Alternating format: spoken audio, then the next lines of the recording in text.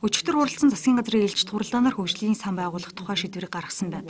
Монгол Улсын засгийн газрын 2014 оны 7 дугаар сарын 2-ны өдрийн хуралдаанаар 36 дугаар тэмдэглэлийн хүрээнд Монгол Улсын хөгжлийн банк олон улсын санхүүгийн байгууллагуудтай олон удаагийн хилцээр хийсний үр дүнд JP Morgan компаниас санал ирүүлж уг саналын дагуу хөрөнгө оруулалтын сан байгуулах бололцоо бүрджээ.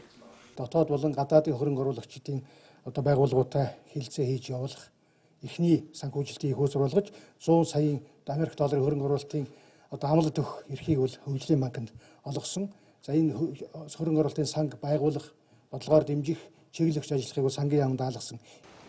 Өнгөрсөн 7 хоногийн пүрэв гарагч ерхий сайд бизнес эрхлэгчтэй уулзаж тэдэнд тулгамдж байгаа асуудлын талаар санал хүсэлтийг нь сонссон байна. Хэвийн үйл ажиллагаа явуулахад нь саад болж байгаа олон төрлийн хян шалгалт татврын хүнд суртал зэрэгт анхаарахаар болсон тухайга тэрээр мэдэгджээ. Энэ үеэр мэргэжлийн хяналтын ерхий газар, цэцвэрийн ерхий газрын дарга нарыг дуудаж үүрэг өгсөн байна. Тухайлбал хяналтын тухай хууль, гартал хувийн хвшлийнхэнд явуулах бүх төрлийн шалгалтаар зогсоохыг үүрэг болгож шинэ хуулийг хэрэгжүүлэх бэлтгэл ажиллаа хангахыг чиглэл болгожээ. Татврын ерхий газрын хувьд байцаагч нарт өгдөг их хэмжээний мөнгөн урамшууллын оронд өөр хэлбэрээр урамшуулах дүрм журам гаргахыг үүрэгджээ.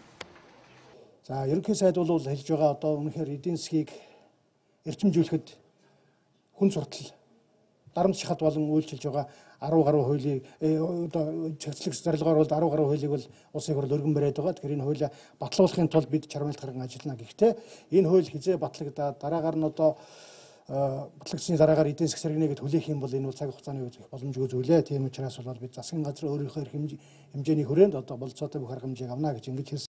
Мөн өдрийн хуралдаанаар 2015 онд тусгай зориулалтаар ан агнах амтны тоо хэмжээг тогтоожээ. 15 аймгийн 40 аг нуурын бүс нутгийн аг нуурын менежментийн төлөвлөгөөнд үндэслэн угалд 40, Тих 60, Халиун бүг 15, Саарл чон 20, Бор гөрөөс 10, Зэрлэг гахай 10 толгойг агнуулахаар тогтоожээ. Эх жил олон улсын спортын 14 тэмцээнийг Монголд зохион байгуулах талаар мөн өдрийн хуралдаанаар хэлэлцсэн байна.